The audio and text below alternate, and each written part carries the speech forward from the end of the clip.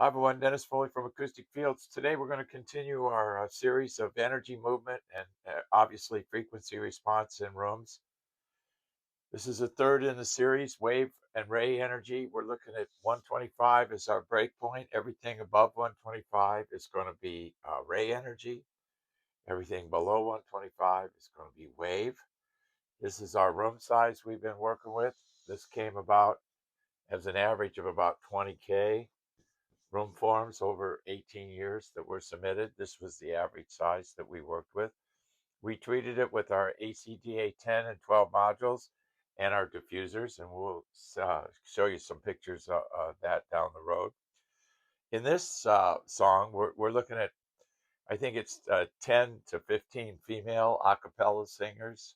Amazing Grace is the song. Pay particular attention to the energy above 80 hertz. Observe the ray movement. Observe how energy above 125 moves and observe how energy below 125 moves. This is how you get a feel for it. Look at the octave bands. How do they move? Look at the comparison between low frequency and middle and high frequency energy. The reason for the smoothness in those curves is because of our foam technology.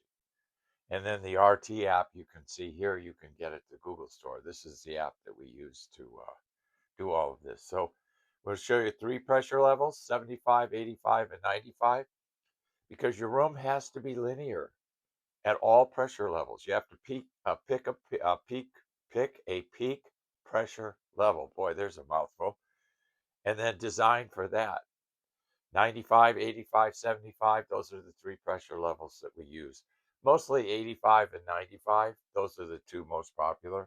People don't really listen down into the 75, but I put it in the analysis so you could kind of get an idea about it. So take a look at this song, compare it to your room, and we'll further our study of wave and ray energy. Hope this helps. Thank you.